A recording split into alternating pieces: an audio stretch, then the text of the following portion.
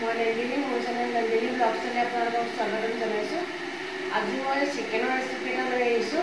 তাকে মই বোলো নিজেও বনাওঁ আৰু আপোনালোকৰ লগতো শ্বেয়াৰ কৰোঁ। আহকচোন চাওঁ মই কেনেকৈ বনাইছোঁ। এয়া দেখিছে মোৰ তেল অলৰেডি কেৰাহীত মই দিলোঁ, তেল গৰম হ'ল মোৰ। আৰু এয়া মই লৈছোঁ ডাঙৰ এটা ইলাচি, দালচেনি আৰু তেজপাত এখিলা, এয়া মই দিম। আৰু এইফালে মিক্সিত মই আদা নহৰু পেষ্ট আৰু পিঁয়াজৰ পেষ্ট এনেকৈ বনাই লৈছোঁ। জলকীয়া চব মিক্স কৰি মিক্সিতে মাৰি লৈছোঁ।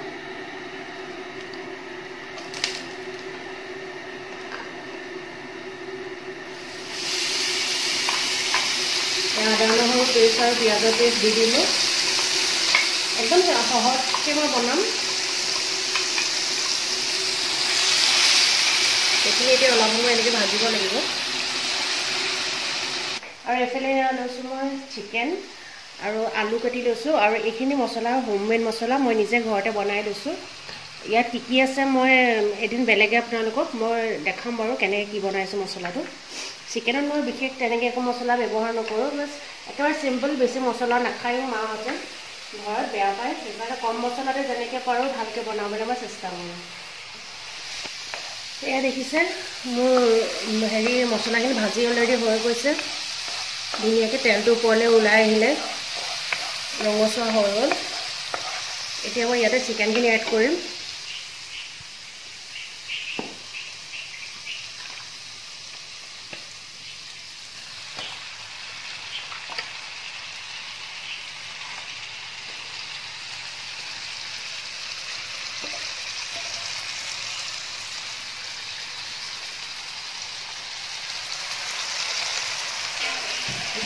এতিয়া মই নিমখ এড কৰিছোঁ, প্ৰায় 2 চামুচ আধা মই নিমখ দিম।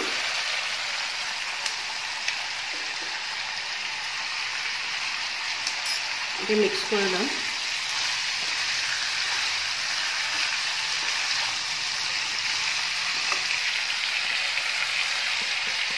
এতিয়া মই ইয়াত 1 চামুচ হালধি এড কৰিছোঁ।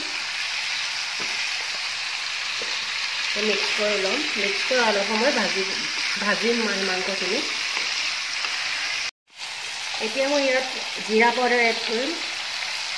এইখিনি মই নিজে ঘৰতে বনাই লোৱা জিৰা, বজাৰৰ পেকেটৰ মছলা নহয়, ঘৰতে জিৰা আনি মই বনাই লোৱা মছলা। তাৰপিছত মই এড কৰিম ইয়াত আলুখিনি।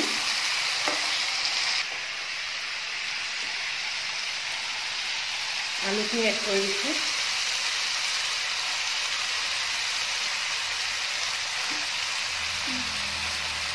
এয়া আলুখিনি মই এড কৰি দিলোঁ ইয়াতে ধুনীয়াকৈ। আৰু এতিয়া অলপ সময় এনেকৈ ভাজ খাবলৈ থৈ দিম ঢাকন মাৰি। এয়া দেখিছে মোৰ চিকেনখিনিও ভজা হৈ গৈছে। এতিয়া মই হোমমেড মছলাখিনি এড কৰিম।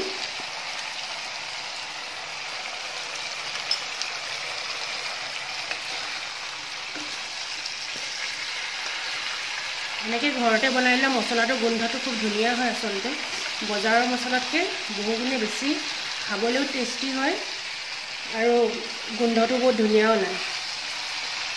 চিলি চচ, তাৰপিছত চয়া চচ আৰু অকণমান টমেট' চচ, এইখিনি এতিয়া মই ইয়াত মিক্স কৰি দিম।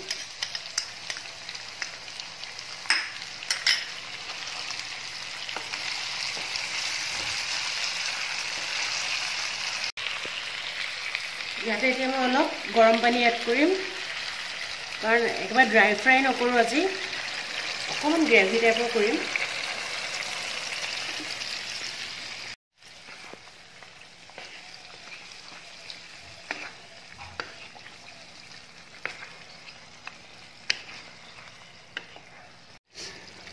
এয়া দেখিছে মোৰ মাংসৰ উতল আহিছে,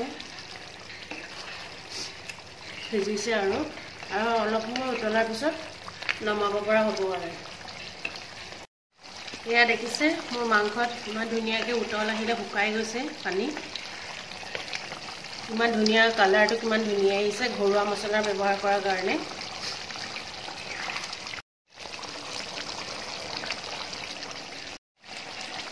এয়া মোৰ মাংস হৈ গ'ল।